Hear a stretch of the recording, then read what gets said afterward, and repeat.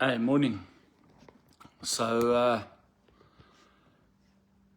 you'll see that I took my video down of yesterday, and I did that as a courtesy because someone requested me to do it. So I did it. And I did it not because it didn't contain truth. It absolutely contains truth. But sometimes you realize that what you said hit home. You hit a home run. And what we need to understand is that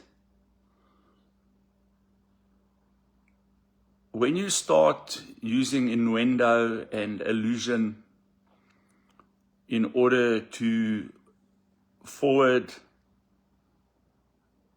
a narrative against someone, and that person being myself, then responds with exactly the same tactic, sometimes the return doesn't taste as good as the original statement that you made.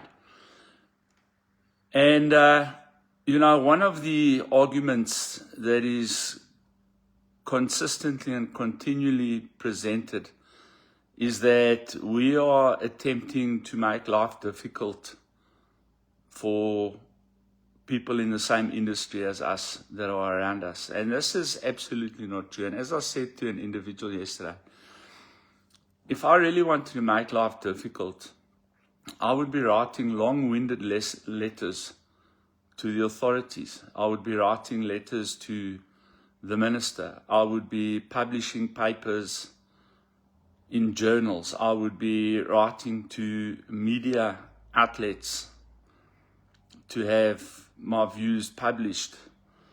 And I've done none of that.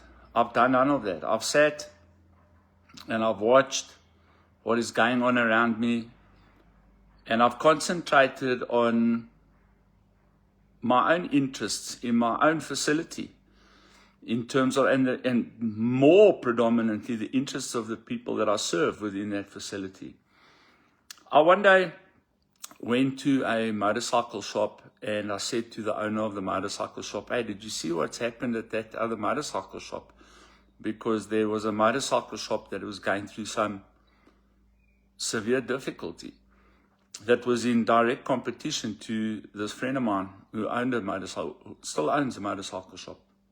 And I said, "You see what's going on there? It's not looking good for those guys."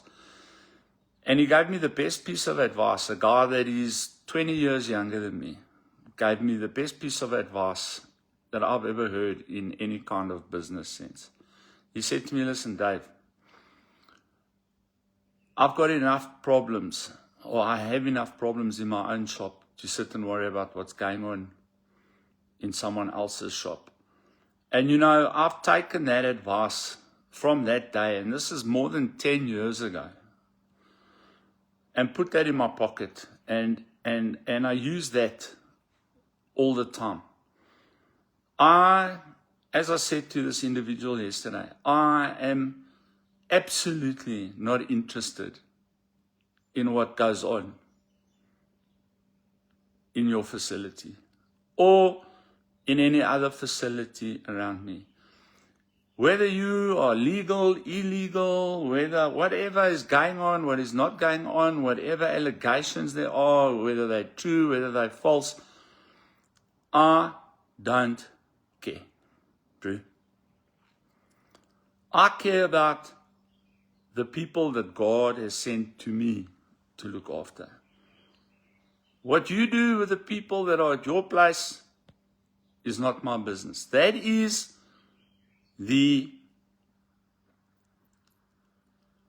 mandate of the authorities and the investigative journalists and whoever else wants to, whose job description is to look into all kinds of things.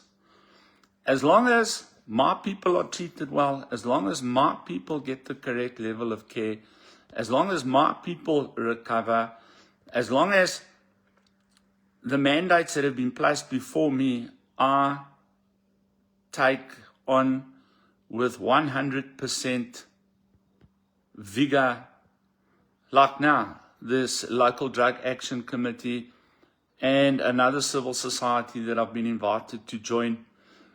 As long as my inputs there are 100% directed at what I'm expected or directed towards what is expected of me, that is my concern.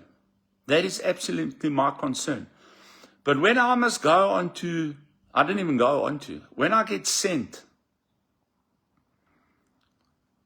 letters that are clearly directed at me for no reason, absolutely no reason, just out of the blue, I must read this verbal abuse and attack, then you must understand, when you level these types of attacks, that people that receive these attacks, because you aimed it at me, 100%, anyone who read that knows exactly who you're talking about, right? And then when I respond with facts that far outweigh your accusation, then you don't like that. And as I said to this individual, Walking with Winners, Pastor Dave Barber, was the first recovery center in the Midvaal area. In fact, in the Vaal, the entire Vaal, right? Many of the people, in fact, the vast majority of the people who subsequently opened treatment facilities, opened them after either going through our program or being affiliated to someone that they put through our program, and then went on to open their own treatment facilities, but never took the time to do what was required in order to correctly run them. Okay? That's fine. That's no problem. And I've got no problem with that. And we've had one outside body come from the outside and open a sober living facility who I never met before. Right? So now what has happened is that these people have sort of formed a united front to attempt to have me removed from the equation over the last many, many years. They've spread slander, they've spread lies, they've spread all kinds of things, and they've used some of my mistakes and failings as weapons against me, right? And I've just sat back and I've eaten it all. I've never taken legal action. I've never opened criminal cases. I've never put anything in the media. I've just charted. Now, with this platform that I've developed, or God has developed for me, because I'm on social media by accident. That I can tell you. I was never a fan of social media until I did that video on Hillbrow, and then this thing took off. And more people want to hear. Now that I have this platform, and other platforms that have subsequently developed from this platform,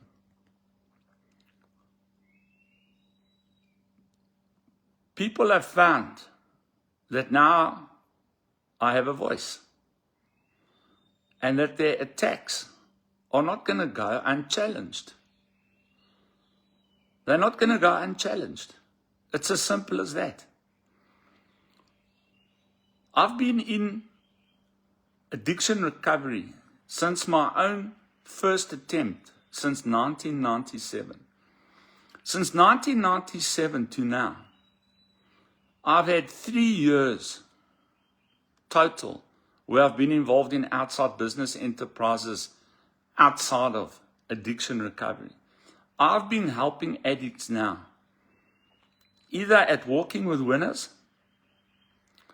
or at other institutions, or as a private counselor for close on quarter of a century.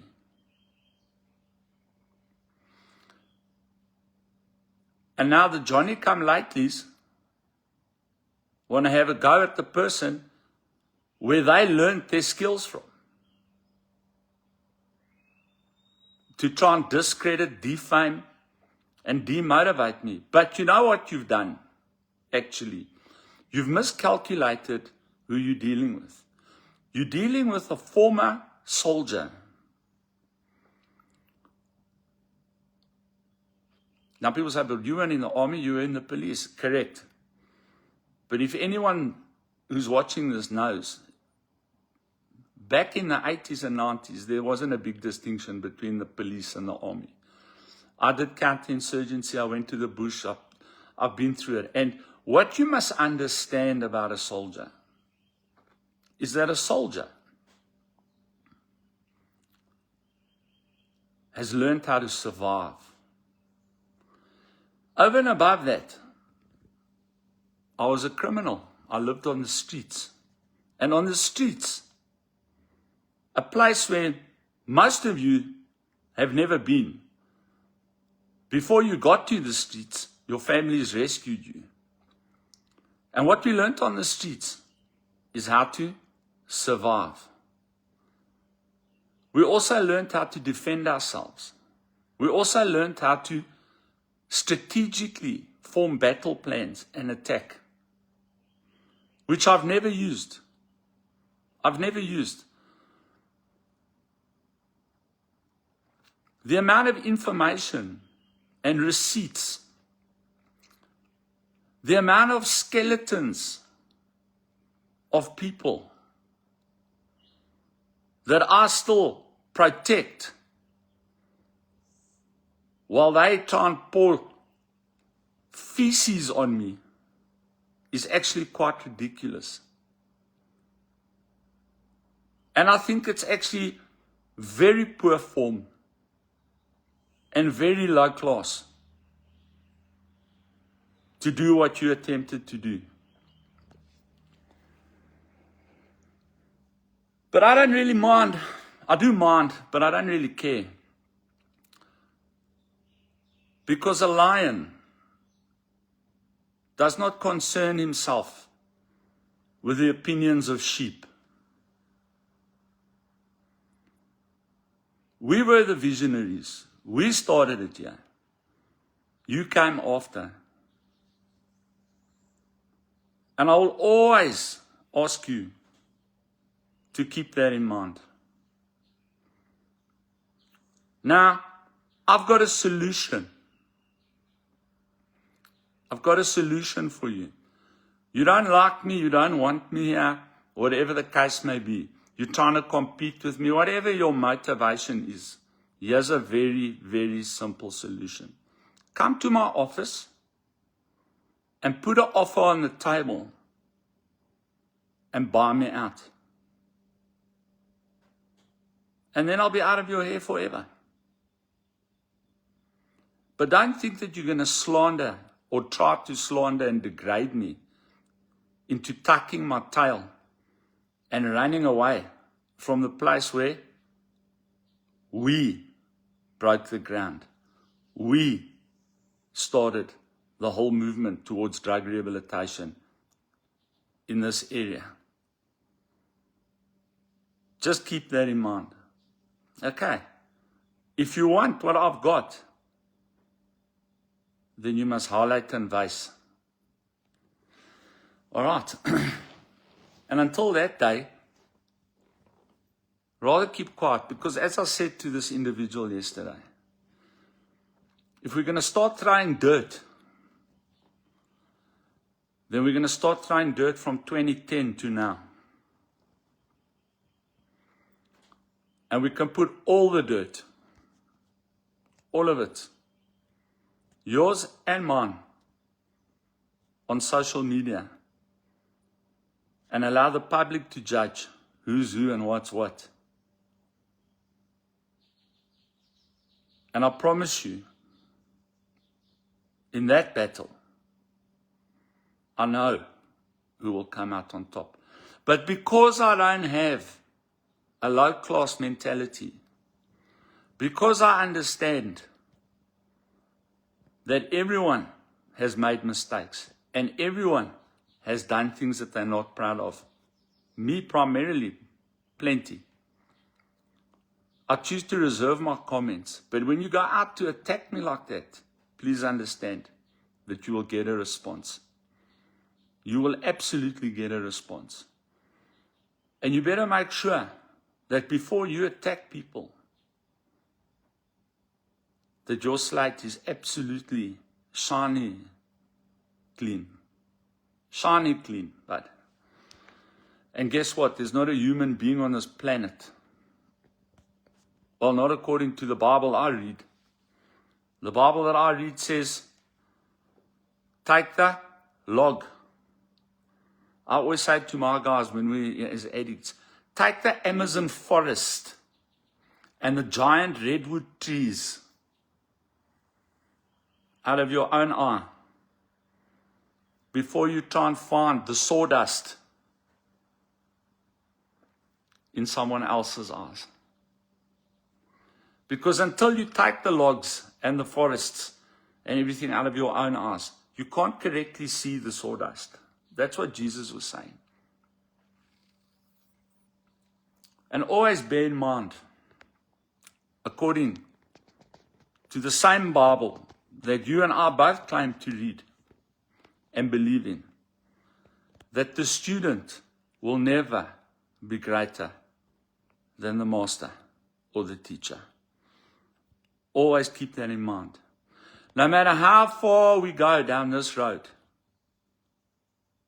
we will always be 25 years ahead of you in the understanding of the problem, in the understanding of the system, just by virtue of the fact that we've been in it for longer than what you have.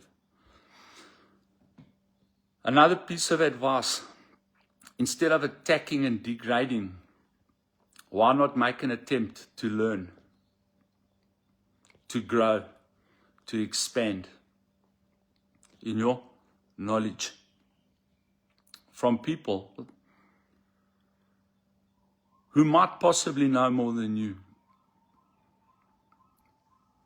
I'm currently in a group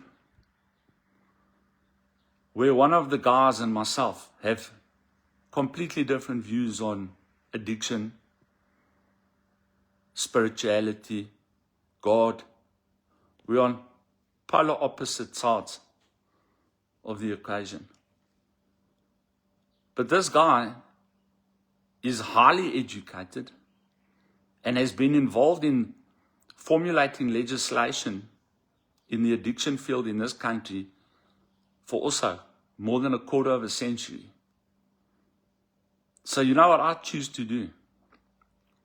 I choose to learn from him and expand my skills and expand my knowledge instead of trying to attack him and belittle him and make out like I'm the know-it-all. Because in his field, legislative and legislation in terms of policy, this guy is jacked. And it's very easy for me to sit back and say, yeah, but he doesn't understand rehabilitation. No, we don't do that. We sit back and we learn so that we can hopefully also start formulating policy that can empower this fight against addiction further. And so we put ourselves together in the same pot in order that we can learn and understand each other.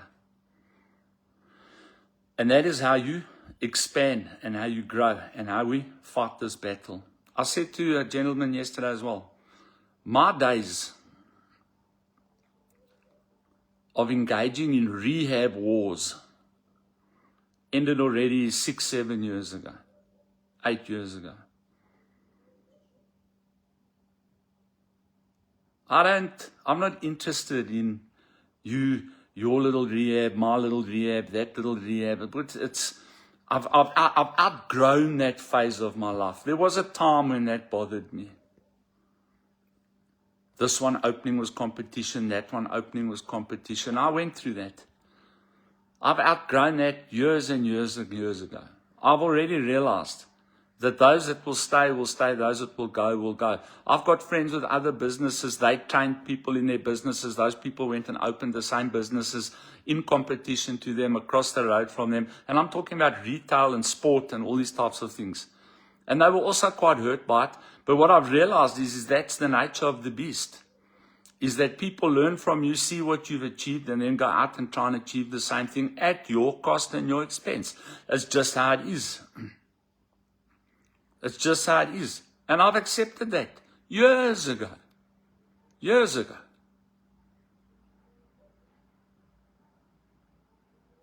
But when you do your best to make me look like a fool, when what you've got is based on my knowledge that you got from me, then we have a problem. Then we have a problem. And you will get a response every single time. Okay. But as for now, I've decided to bury the hatchet for the umpteenth time. I've decided to follow the instruction of the Word of God, which is to overlook things, when overlooking these things can benefit the growth of the kingdom. I've chosen to forgive,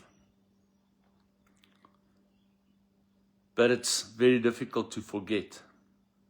Your brain just doesn't let you. So we move on to the next chapter, and I wait in anticipation to see from where and whence the next attack will come. Because that's life. Lekker. I just wanted to put that out there. And to make people understand, my days of getting angry, I still get angry, but my days of getting angry at the level that I used to get angry are long gone. Long gone. Life has taught me so many valuable lessons. You know? And reading the Word and studying theology has helped me at a level that I cannot even explain in terms of mindset, thinking, and dealing and coping with issues. You guys are still fighting over rehabs and whose rehabs here and what rehabs there. I'm now involved in formulating and getting to formulating policy in order to make changes right now at a municipal level, hopefully at a provincial level, and even further, hopefully at a national level. That's where my eyes are. The rehab was the platform to bring the credibility of my understanding to the minds of people who are now recognizing the value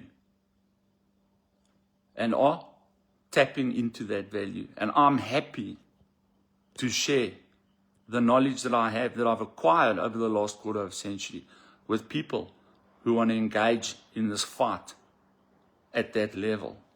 For me, it's no longer about rehab versus rehab. Hasn't been for ages. For me, it's about the addict on the street who still suffers, and how we, with our knowledge as a united front, can reach that guy and that girl to empower the South African society to assist those people, not only for their benefit, but for the benefit of our society at large. Because addiction is killing our country. It truly is. All right. Lekker. Have a great day. Oh yes, listen to us on MCR just now, on TikTok. We're going to talk about the new cannabis regulations that have come out, and how that relates to people, and what cannabis, the effects of cannabis on people. I went and looked up some studies this morning so I could better present it. Chat to you guys later. Have a fantastic day and God bless. We're in it to win it. Cheers.